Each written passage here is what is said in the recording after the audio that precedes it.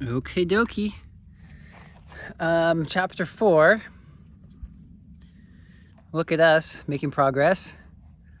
All right, there's more chapters than 4 or 5. I don't have any disclaimers or announcements, except we're going to try to hold the camera up further away from me, just as a general practice. Yep, just going to read. And the view is a great one, is of the bird feeders. So chapter 4 is called Being a Boy. I keep saying no. I read Being a Boy last time. Chapter 4 is Stopping Male Violence. Sorry. See? Chapter 4, Stopping Male Violence, just like I said. Every day in America, men are violent. Their violence is deemed natural by the psychology of patriarchy, which insists that there is a biological connection between having a penis and the will to do violence. This thinking continues to shape notions of manhood in our society, despite the fact that it has been documented that cultures exist in a world where men are not violent in everyday life, where rape and murder are rare occurrences. Every day in our nation, there are men who turn away from violence. These men do not write books about how they manage to navigate the terrain of patriarchal masculinity without succumbing to the lure of violence. As women have gained the right to be patriarchal men in drag, women are engaging in acts of violence similar to those of their male counterparts. This serves to remind us that the will to use violence is really not linked to biology, but to a set of expectations about the nature of power in a dominator culture. Over the decades, no matter how many television shows and movies we have watched in which the hero is a good man who uses violence to win the fight with bad men, many people have long felt that feminist thinkers exaggerated the degree to which men are violent in their daily lives. Radical feminist Andrea Dworkin has courageously and consistently dared to name the widespread scope of male violence against women. In Scapegoat, she writes, quote, "A recent United Nations report says that violence against women is the world's most pervasive form of human rights abuse." End quote. In the United States, the Justice Department says that 1 out of 12 women will be stalked at some point in her life. The American Medical Association concluded that sexual assault and family violence are devastating the United States' physical and emotional well-being. In 1995, the AMA reported that more than 700,000 women in the United States are sexually assaulted each year, or 1 every 45 seconds. These facts address actual physical assault and do not cover the widespread emotional abuse that has practically become an accepted norm in male-female relationships, whether between husband and wife, father and daughter, brother and sister, or girlfriend and boyfriend. In How Can I Get Through to You, Terrence Real includes a chapter titled A Conspiracy of Silence, in which he emphasizes that we are not allowed in this culture to speak the truth about what relationships with men are really like. This silence represents our collective cultural collusion with patriarchy. To be true to patriarchy, we are all taught that we must keep men's secrets. Real points out that the fundamental secret we share is that we will remain silent. When girls are inducted into womanhood, what exactly that they have to say that must be silenced? What is it exactly that they have to say that must be silenced? What is the truth women carry that cannot be spoken? The answer is simple and chilling. Girls, women, and also young boys all share this in common. None may speak the truth about men. One of the truths that cannot be spoken is the daily violence enacted by men of all classes and races in our society. The violence of emotional abuse In her groundbreaking work, Emotional Abuse, Marty Tam Loring explains that emotional abuse is, quote, an ongoing process in which one individual systematically diminishes and destroys the inner self of another. The essential ideas, feelings, perception, and personality characteristics of the victim are constantly belittled. The most salient identifying characteristic of emotional abuse is its pattern aspect. It is the ongoing effort to demean and control that constitutes emotional abuse, end quote. Significantly, emotional abuse in families is not just a component of the couple bond. It can determine the way everyone in a family relates. If a woman is patriarchal, it can be present in any single-parent home with no adult males present. In many homes, patriarchal power resides with teenage boys who are abusive to single-parent moms. This is male violence against women. When Will breaks the silence, the stories he shares are from family therapy sessions where clients openly reveal the way fathers have enacted rituals of power, using shaming, withdrawal, threats, and if all else fails, physical violence to maintain their position of dominance. In my family of origin, our dad, in a booming, angry voice, would often scream repeatedly at Mom, "I will kill you." For years, my nightmares were filled with an angry father, sometimes killing Mom, sometimes killing me for trying to protect Mom. In our family, Dad was not consistently enraged, but the intense emotional and physical abuse that he unleashed on those rare occasions when he did act out violently kept everyone in check. Living on the edge, living in fear. Usually a cold, silent, reserved man, Dad found his voice when speaking in anger. The two men I've had as my primary relational bonds in my adult life are both quiet and reserved like my dad and my beloved father. Unlike my grandfather, whom I never witnessed expressing anger, much less rage, these two men I chose as partners both needed to exercise dominance now and then through rituals of power. One of them was physically violent on a few occasions, a fact he always felt did not matter, and emotionally unkind quite consistently. My second longtime partner I chose in part because he was a major advocate for stopping violence against women. But as our bond progressed, he began to be emotionally abusive now and then. It was as though he felt that I was too powerful, and that perception empowered him to challenge that power, to wound and hurt. I was stunned that the past was being reenacted in the present. In self-help books galore, the notion that women choose men who will treat them badly again and again is presented as truth. These books rarely talk about patriarchy or male domination. They rarely acknowledge that relationships are not static, that people change through time, that they adjust to circumstances. Men who have seeds of negativity and domination within them, along with positive traits, may find the negative burgeoning at times of crisis in their lives. The two men I chose as partners, like all the men I have loved, were victims of various degrees of emotional neglect and abandonment in their childhoods. They did not love their fathers or truly know them intimately. Growing from young adulthood into manhood, they simply passively accepted the lack of communication with their fathers. They both felt that all attempts at reconciliation should have come from the father to the son. And yet, as they matured into manhood, both these men began to behave not unlike the fathers whose actions they had condemned and hated. Observing them through time, I found that both of them had been rebellious and anti-patriarchal in their 20s and early 30s, but as they moved more into the work world, they began to assume more of the patriarchal manners that identify one as powerful and successful man. Though they had not been living with their fathers when it came time to be men, the early models of their lives were unconsciously reenacted.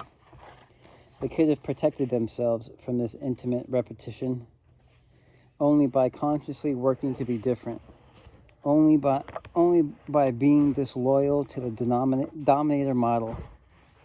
No man who does not actively choose to work to change and challenge patriarchy escapes its impact. The most passive, kind, quiet man can come to violence if the seeds of patriarchal thinking have been embedded in his psyche. Much of the Dr. Jekyll and Mr. Hyde behavior women describe in men who are alternately caring, then abusive, has its root in this fundamental allegiance to patriarchal thinking. Indoctrination into the mindset begun in childhood includes a psychological initiation that requires boys to accept that their willingness to do violent acts makes them patriarchal men. A distinction can and must be made between the willingness to do violent acts and actually doing them. When researchers looking at date rape interviewed a range of college men and found that many of them saw nothing wrong with forcing a woman sexually, they were astounded. Their findings seemed to challenge the previously accepted notion that raping was aberrant male behavior. While it may be unlikely that any of the men in this study were or became rapists, it was evident that given what they conceived as the appropriate circumstance, they could see themselves being sexually violent. Unconsciously, they engage in patriarchal thinking, which condones rape, even though they may never enact it. This is a patriarchal truism that most people in our society want to deny. Whenever women thinkers, especially advocates of feminism, speak about the widespread problem of male violence, folks are eager to stand up and make the point that most men are not violent. They refuse to acknowledge that masses of boys and men have been programmed from birth on to believe that at some point they must be violent, whether psychologically or physically, to prove that they are men. Terence Real calls this early indoctrination into patriarchal thinking the normal traumatization of boys. Quote, "When I first began looking at gender issues, I believed that violence was a byproduct of boyhood socialization. But after listening more closely to men and their families, I have come to believe that violence is boyhood socialization. The way we turn boys into men is through injury. We sever them from their mothers, research tells us, far too early. We pull them away from their own expressiveness, from their feelings, from sensitivity to others. The very phrase, 'be a man,' means suck it up and keep going. Disconnection is not fallout from traditional masculinity. Disconnection is masculinity. This indoctrination happens irrespective of whether a boy is raised in a two-parent household or a single female-headed household. The perpetuation of male violence through the teaching of a dominator model of relationships comes to boy children through both men and women. Patriarchy breeds maternal sadism in women who embrace its logic. A great many women stand by and bear witness to their sons' brutalization at the hands of fathers, boyfriends, brothers, and so on, because they feel by doing so they show their allegiance to patriarchy. No wonder, then, that male rage is often most directed at women in intimate relationships. Such relationships clearly trigger for many males the anger and rage they felt in childhood, when their mothers did not protect them or ruthlessly severed emotional bonds in the name of patriarchy. Contrary to popular myths, single mothers are often the most brutal when it comes to coercing their sons to conform to patriarchal standards. The single mom who insists that her boy be a man is not anti-patriarchal. She's enforcing patriarchal will. Researching boyhood, Olga Silverstein observed, quote, "In single-parent families, it's common to see boys who have become their mother's little man. Often these boys are very bossy children who patronize their mothers, who in fact do uncanny imitations of a certain kind of husband, being alternately possessive, protective, and seductive. Whether in a single-parent or two-parent household, boys are allowed to assume the role of mini-patriarch, are often violent toward their mothers. They hit and kick when their wishes are not satisfied. Obviously, as small boys, they do not have the strength to overpower their mothers, but it's clear that they see the use of violence to get their needs met as acceptable. And while mothers of boys who hit them may feel that the hitting is wrong, they may simultaneously feel that it is their job to meet the needs of any male, especially one who is coercive. Many teenage boys have violent contempt and rage for a patriarchal mom because they understand that in the world outside the home, sexism renders her powerless. He is pissed that she has power over him at home. He does not see her autocratic rule in the home as legitimate power. As a consequence, he may be enraged at his mom for using the tactics of psychological terrorism to whip him into shape, and yet respond with admiration toward the male peer or authority figure who deploys similar tactics. In patriarchal culture, boys learn early that the authority of the mother is limited, that her power comes solely from being a caretaker of patriarchy. When she colludes with adult male abuse of her son, she, or later a symbolic mother substitute, will be the target of his violence. Years ago, on the television show The Incredible Hulk was a favorite of many boys. It featured a mild-mannered scientist who turned into an angry monster whenever he felt intense emotions. A sociologist interviewing boys about their passion for the show asked them what they would do if they had the power of the Hulk. They replied that they would, quote, smash their mommies, unquote.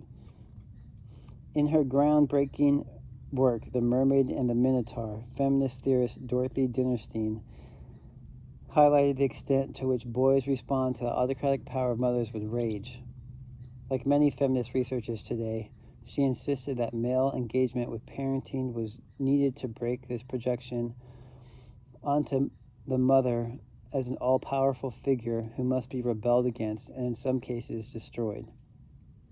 Clearly, patriarchal mothers who have rage at grown men act out with sons.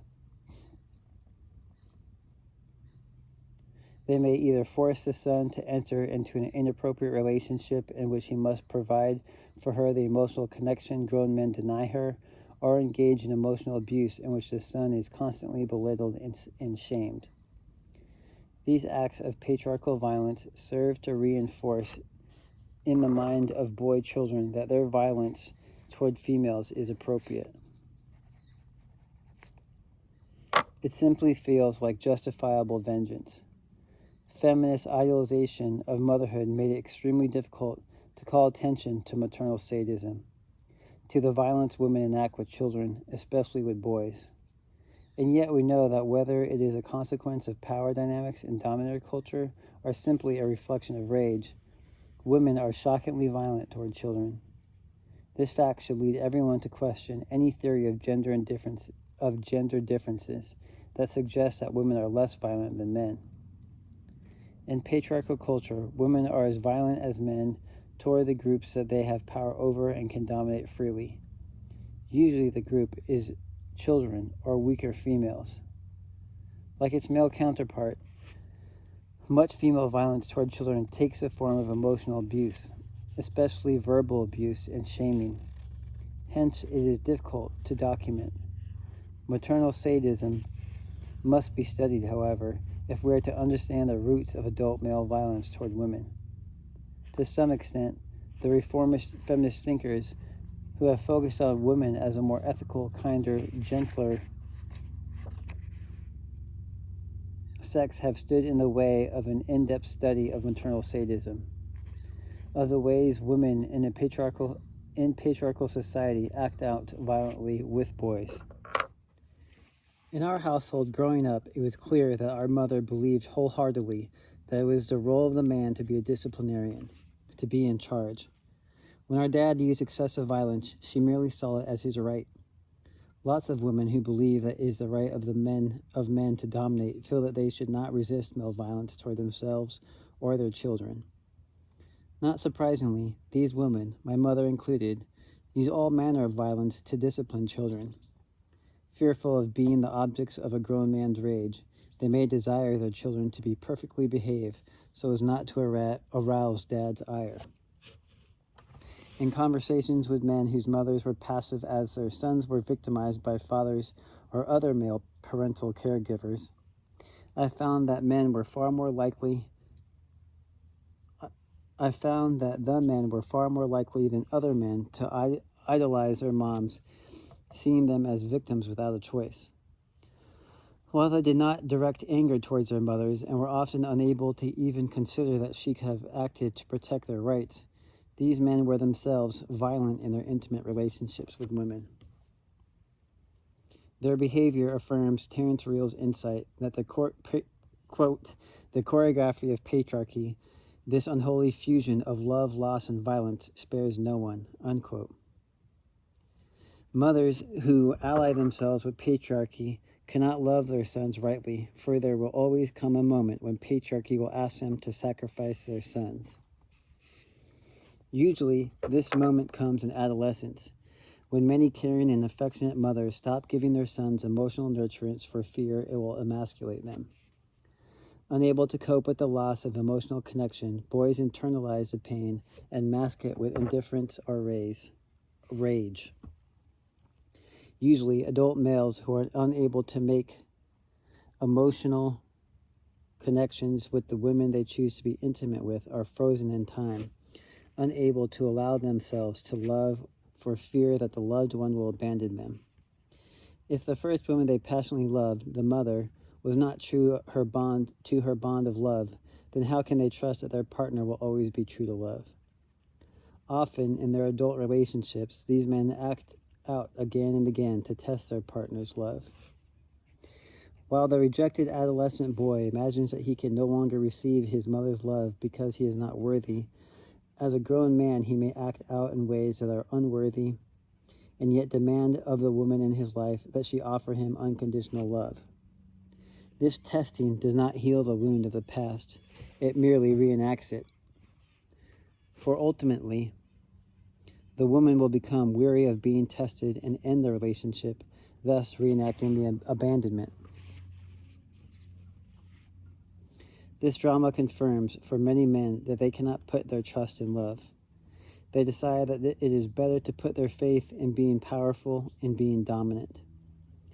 In Man Enough, Frank Pittman says of men that, quote, while most of us want to be loved, controllers are willing to forgo love if that is what it takes to be the boss, unquote. Being the boss does not require any man to be emotionally healthy, able to give and receive love. Ever since I started writing about love, I have defined it in a way that blends M. Scott Peck's notion of love as the will to nurture one's own and another's spiritual and emotional growth, with Erich Fromm's insight that love is action and not solely feeling. Working with men who want to know love, I advise them to think of it as a combination of care, commitment, knowledge, responsibility, respect, and trust. Most of our relationships have one or two of these aspects.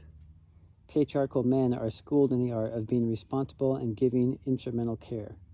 As a teenager, when I complained about Dad's emotional neglect and abuse and his sporadic violence to Mama, she was always quick to remind me that he worked hard and provided for his family, and that he was home almost every night, and for that reason alone, we should respect and honor him.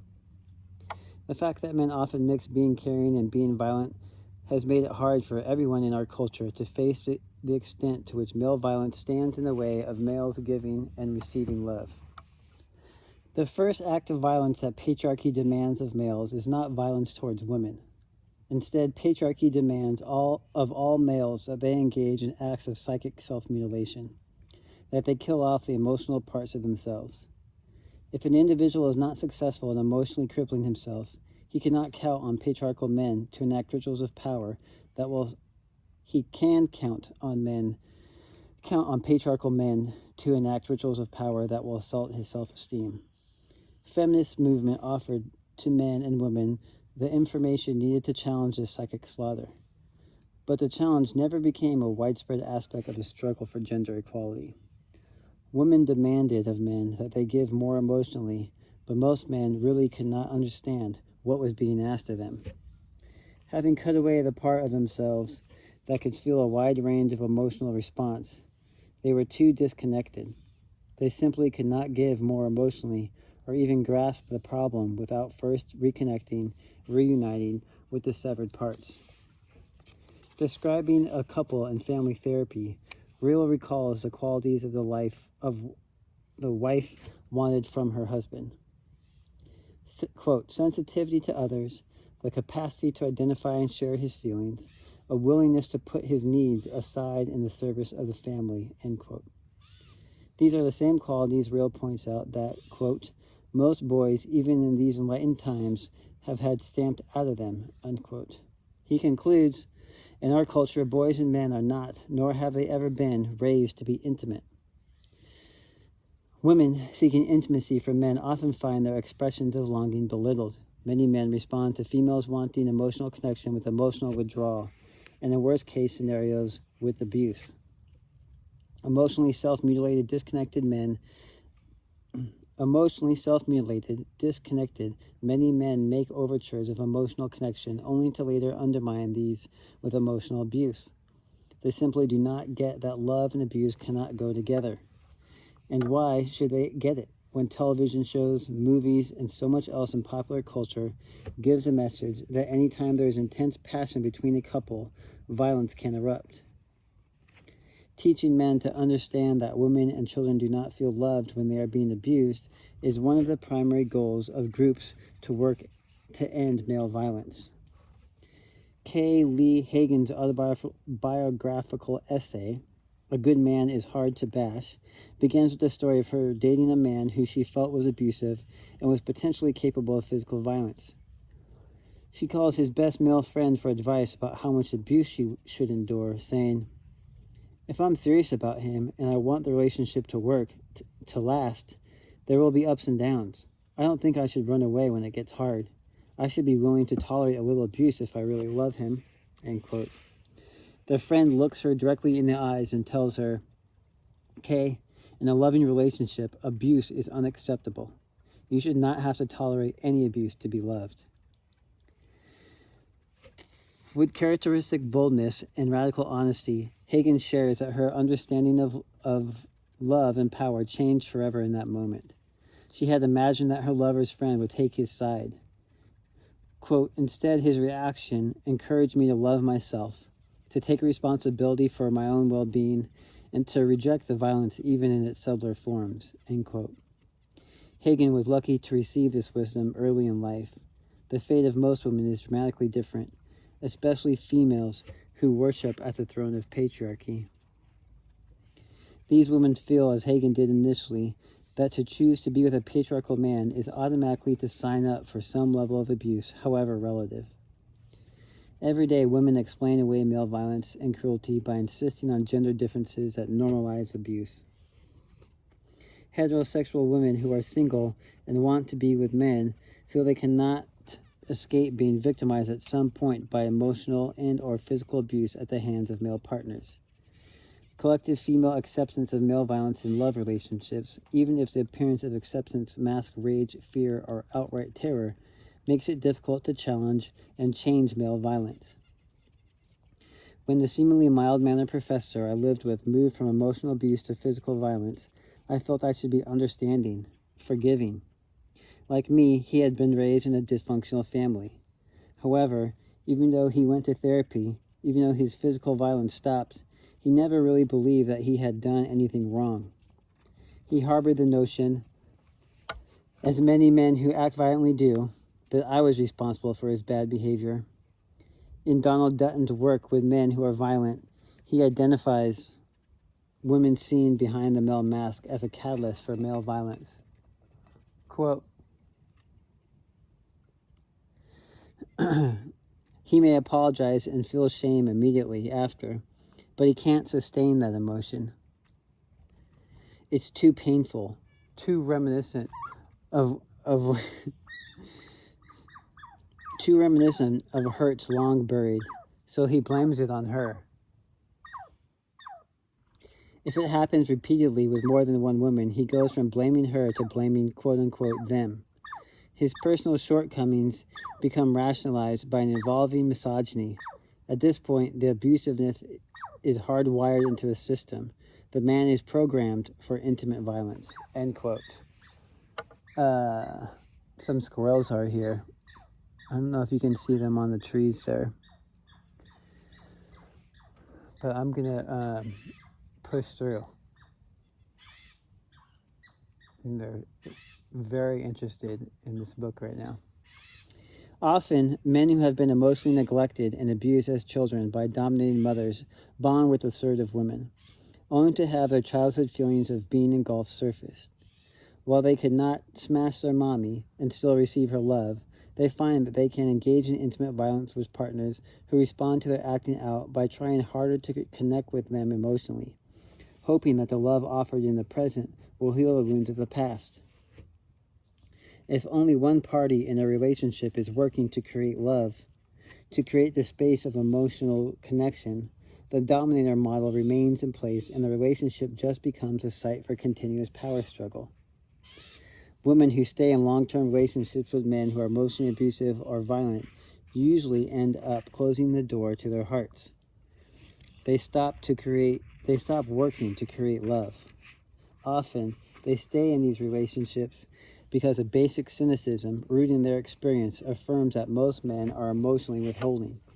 So they do not believe that they can find a loving relationship with any man. When I wanted to leave my first longtime partner, who had been continuously emotionally abusive and occasionally physically abusive, it was other women, my mother, close friends, acquaintances, who cautioned me about ending the relationship, letting me know that the man I was with was better than most men, that I was lucky. Leaving him was a gesture of self-love and self-reliance that I have not regretted. Yet I found that the observations of the women who cautioned me about what most men were like were fairly accurate. The man I had lived with in partnership for almost 15 years exhibited a mixture of patriarchal masculinity and alternative masculinity. We met during the heyday of the feminist movement, and he was willing to work at creating gender equality. As it is for many men today, it was much easier for him to accept equal pay for equal work, sharing housework and reproductive rights, than it was for him to accept the need for shared emotional development. It is more difficult for men to do the work of emotional development because this work requires individuals to be emotionally aware, to feel. Patriarchy rewards men for being out of touch with their feelings. Whether engaged in acts of violence against women and children or weaker men, or in the socially sanctioned violence of war, men are better able to fulfill the demands of patriarchy if they do not feel. Men of feeling often find themselves isolated from other men. This fear of isolation often acts as a mechanism to prevent males from becoming more emotionally aware. When large numbers of young men in this nation rebelled against patriarchy to oppose the war in Vietnam, many of them were concerned with justice. Many of them did not want to kill, but a great many simply did not want to die. To oppose war and the imperialism that promotes war placed these young men at odds with imperialist white supremacist capitalist patriarchy. They suffered by choosing to take a stand. They were ridiculed by other men. More often than not, represented as they were ridiculed by other men, and more often than not, represented as traitors. In the past 10 years, mass media have produced a number of movies aimed at boys that glorify war.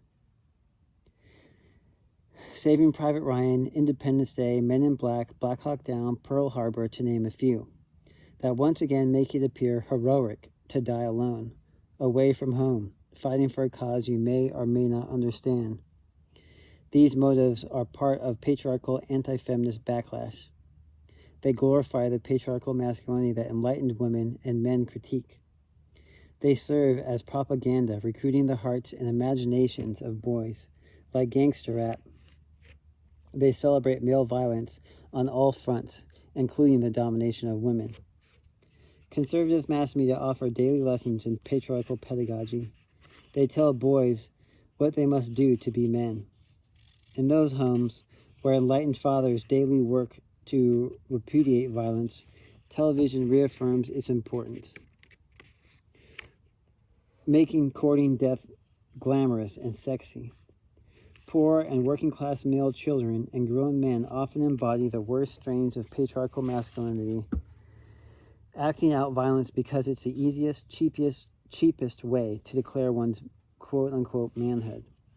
If you cannot prove that you are, quote, much of a man, end quote, by becoming president or becoming rich or becoming a public leader or becoming a boss, then violence is your ticket to the patriarchal manhood contest, and your ability to do violence levels the playing field. On that field, the field of violence, any man can win. Men who win on patriarchal terms end up losing in terms of their substantive quality of life. They choose patriarchal manhood over loving connection, first forgoing self-love, and then the love they give and receive that would connect them to others. Feminist researchers have long since exposed the widespread domestic violence in our society. Yet since that exposure, violence against women has not declined, and in some cases it has intensified. Anti-feminist pundits seek to blame the intensification of male violence on women's greater equality. Yet most studies of family life indicate that the sphere gender relations did not undergo any major revolution. Sociologist Arlie Hochschild has provided important data showing that domestic gender dynamics between men and women remain fairly sexist. Women work outside the home but continue to do the lion's share of work in the home. Of course, men who were covert misogynists before feminist movement felt more entitled to unleash their rage overtly as a movement gained momentum, but the rage was already present. Male violence in general has intensified, not because feminist gains offer women greater freedom, but rather because men who endorse patriarchy discovered along the way that the patriarchal promise of power and dominion is not easy to fulfill, and in those rare cases where it is fulfilled, men find themselves emotionally bereft. The patriarchal manhood that was supposed to satisfy does not. And by the time this awareness emerges, most patriarchal men are isolated and alienated. They cannot go back and reclaim a past happiness or joy, nor can they go forward. To go forward, they would need to repudiate the patriarchal thinking that their identity has been based on.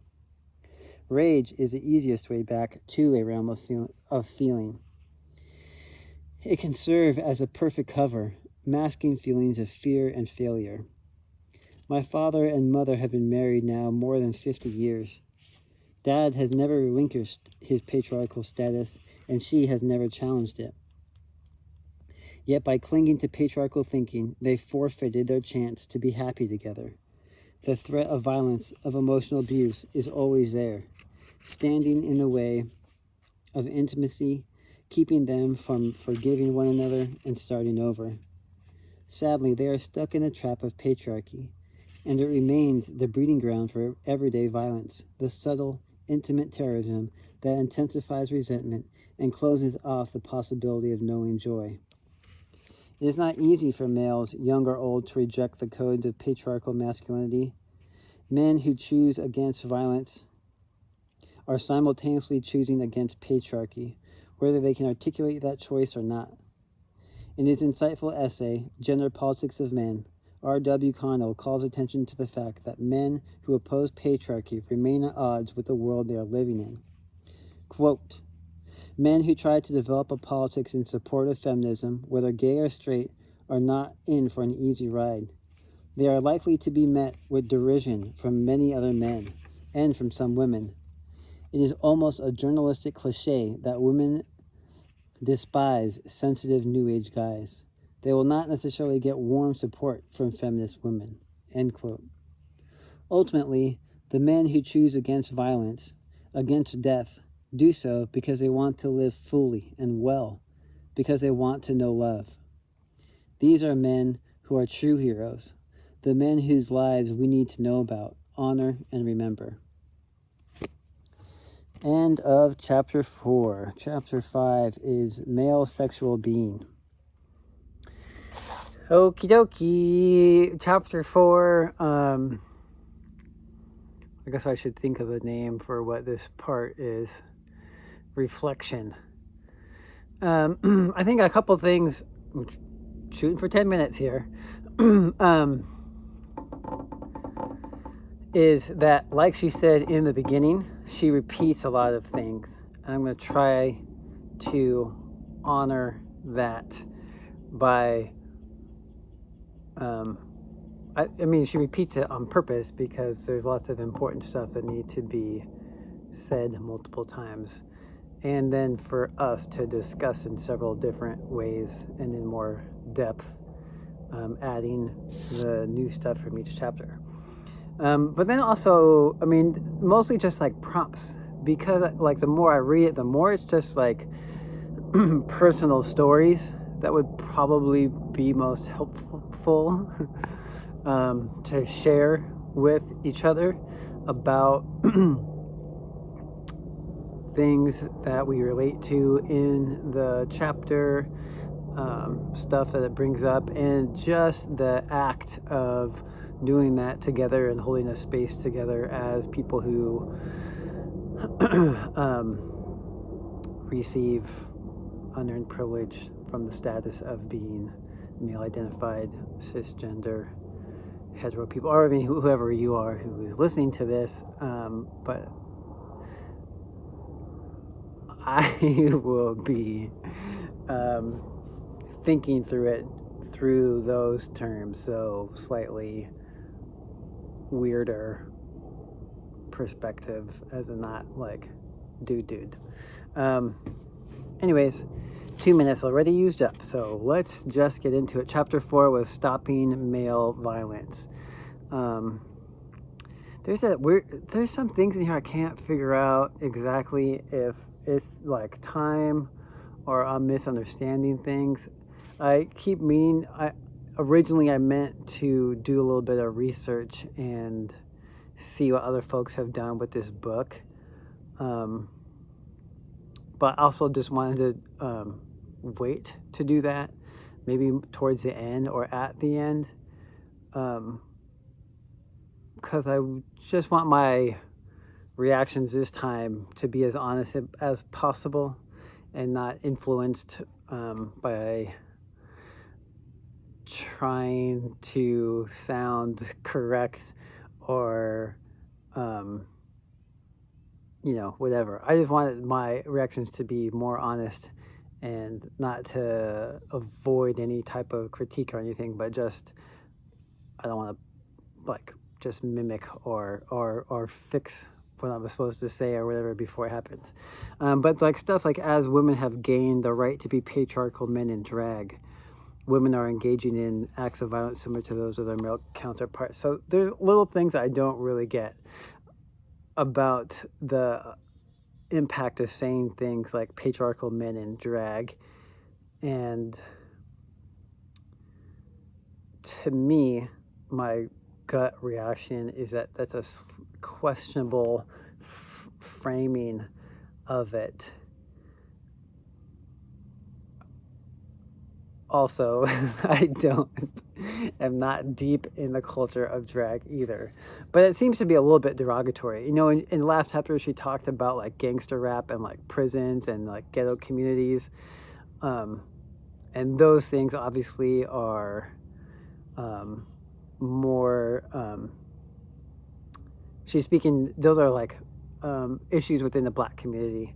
So while I may be confused about what she's trying to get, because it feels to me when she says that those are also like a little like derogatory to talk about like one type of masculinity that happens in prison, because I don't fucking know what type of masculinity happens there. I know the like mainstream media portrayal of that stuff, and the stereotypes of that stuff, and the same with like gangster rap, whatever you might call it.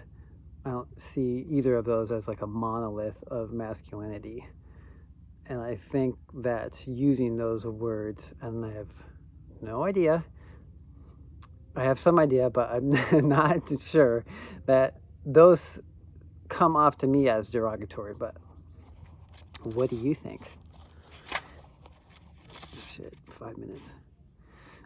Those things are really stark. The things I want to, at least in here, to say again is the statistics. In 1995, one woman every 45 seconds is sexually assaulted. Obviously, that was a long time ago. And as we have been seeing over the past several years, a real a real increased amount of violence towards trans women and Black trans women in particular. So those are things to be aware of as we work through the book. She talks a whole bunch about emotional abuse and the difference between physical abuse and emotional abuse, and how maybe underreported and underrecognized emotional abuse is. So there's like these examples of that, of shaming, withdrawal, threats, and then if everything else fails, violence. So that's one of those things to me that it would be more helpful to share with a person in your life that you have affinity with, or working to build affinity with, to talk about times when you have been urged to react that way or have reacted that way, and what is behind, whatever you want to do with that information, what's behind it, what are some other ways to deal with stuff, and so on and so forth.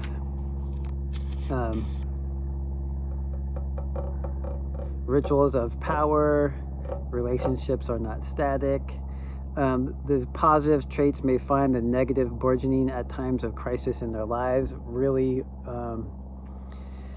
sticks out to me now, thinking of some things in my own personal and family stuff and reactions to times when we have are very challenging and our backs might be up against the wall, and those times might be when we amp up our allegiance to patriarchy, unfortunately. And then she talks about the father and mother relationships. No man who does not actively choose to work to change and challenge patriarchy escapes its impact. And then she's talking about the first act of like emotional terrorism or violence that men commit is not against women, it's against like themselves, to cut off all these aspects of who they are, and requires boys to accept that their willingness to do violent acts makes them patriarchal men. So that's another, to me, sharing point of talking about that process. And a big part of that to me is like there's this like narrative I've watched other men talking about their relationship to patriarchy and how they are now doing anti-patriarchal work or feminist work or whatever. And a lot of times there's this like narrative, which I feel like urged to say also, but I'm conflicted about what the purpose is. It feels like a very self-serving, like this like arc of like evil behavior and redemption and full circleness to figuring shit out. But it's like, oh well, in these other videos I've watched of people talking, of men talking, it's been like, I used to be so violent, I used to be like so drunk, I used to be like so this, I used to be that, and then I found out I was like an empath, or then I found out bell hooks or something. But it's weird to me because I think that like, and maybe why I do it also is like, okay, I may be doing this questionable anti-patriarchy or feminist exploration stuff, but don't worry, I have the capacity, because listen to this story of how I came up and these acts of aggression and violence that I am capable of doing. So don't, I have it in me to be that type of man. As like a disclaimer, always feels kind of like strange to me. I try to not like, I think it probably depends on like public space or like private space. Obviously in private there's stuff that you need to work through, but in public I'm not sure about the function of doing that type of stuff. Okay, sorry, 10 minutes already. I'm just gonna go through here.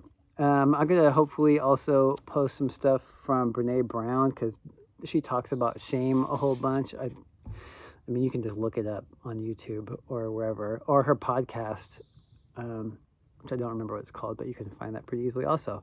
But she talks very specifically about guilt and shame and vulnerability, all of which are deeply intertwined with this type of work, in my opinion.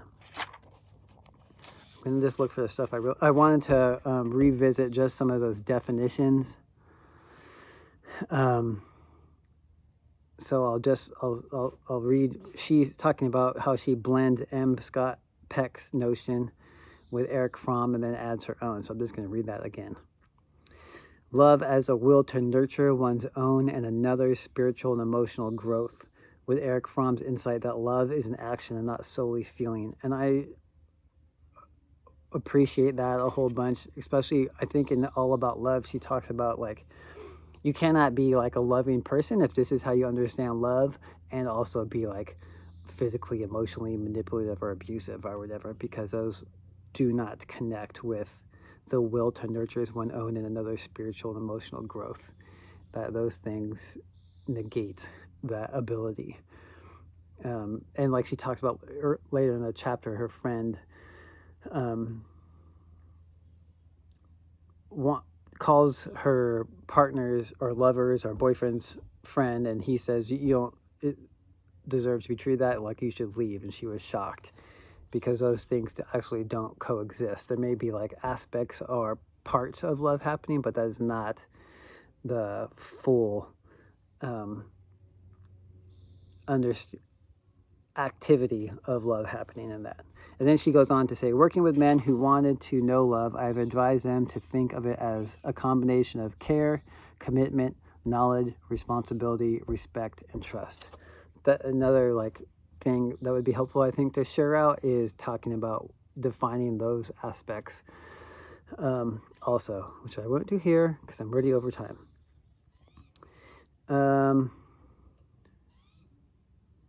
Yep, that's what she says.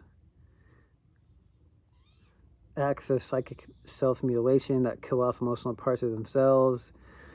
Women demand that men give more emotionally, but most men really could not understand what's being asked of them.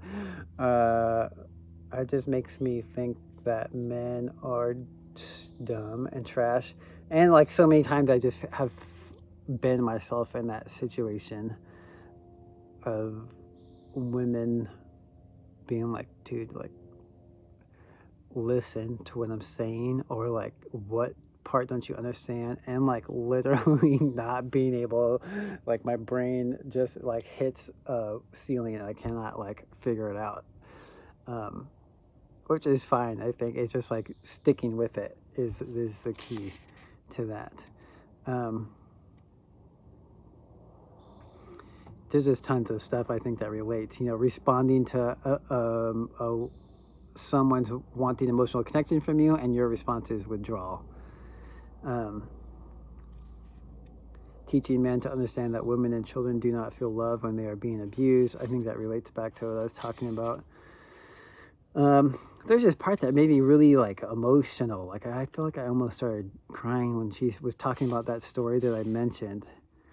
I think that just when you say stuff like that, I think, and that's why I encourage people to say things like that out loud, because I think just saying like K in a loving relationship, abuse is unacceptable. You should not have to tolerate any abuse to be loved. That her understanding of love empowered change forever in that moment. Instead, his reaction encouraged me to love myself, to take responsibility for my own well-being, and to reject violence even in its subtler forms.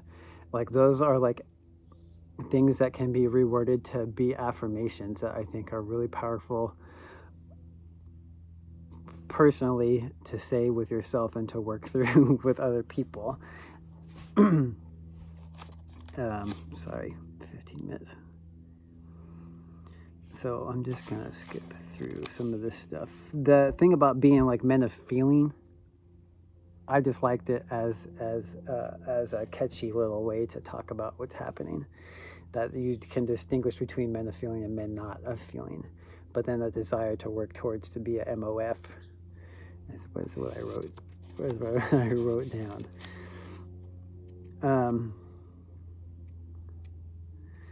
And talking about people who seek relationship with male-identified cis het dudes settling for any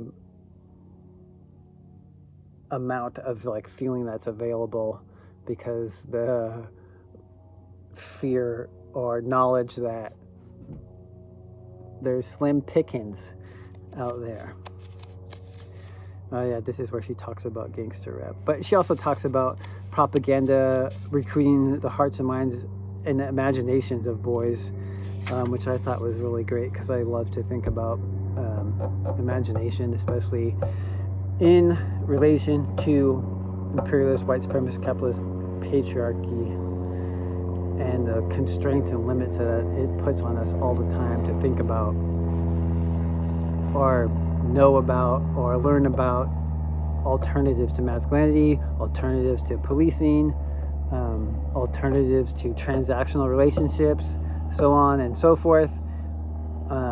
Require like a willingness to hear that type of stuff. It also require like an imagination being nourished and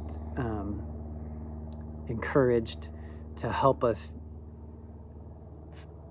think of other ways of being together and thinking of care together.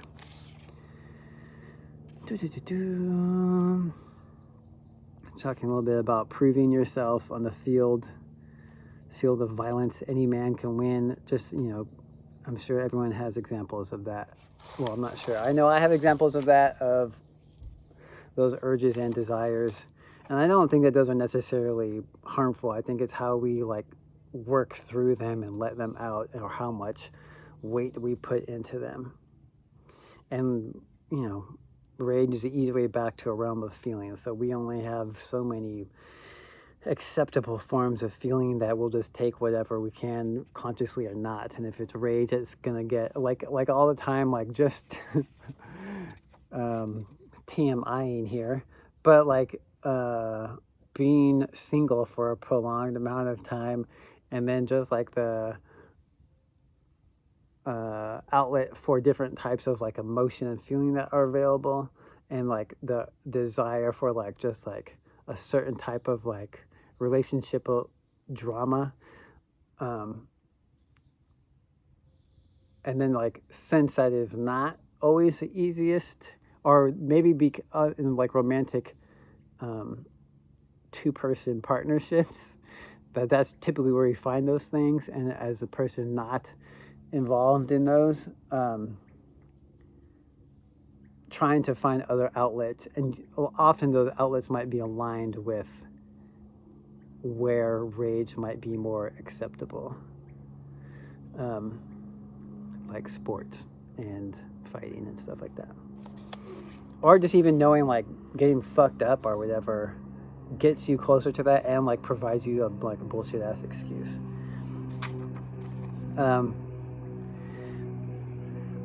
I'll just read the last paragraph and that will be it. Ultimately, the men who choose against violence, against death, do so because they want to live fully and well, because they want to know love. These are men who are true heroes, and men whose lives we need to know about, honor, and remember. The thing about, I think she ends all the time about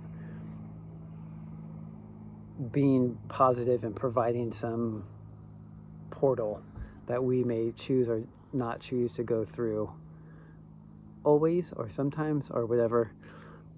I appreciate, but I think that she's talking about death in a different way than I'm thinking about death, obviously, because I think that death and how we confront it and live with it actually opens up a lot of broader interpretations of feelings and masculinity.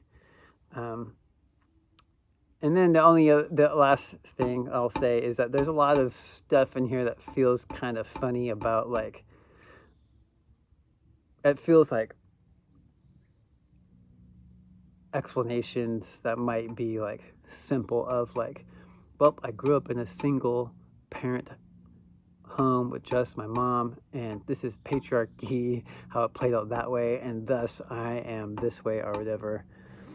So I think that like accountability is a big thing, and responsibility is a big thing in learning maybe some of the influencing factors, but then also not like relying completely or blaming or using those things to manipulate, but to understand those relationships and context and how they informed who we were and are and can become, is important to mark. So I'll stop there and we'll get to chapter 5 as soon as possible. Thank you so much. Goodbye.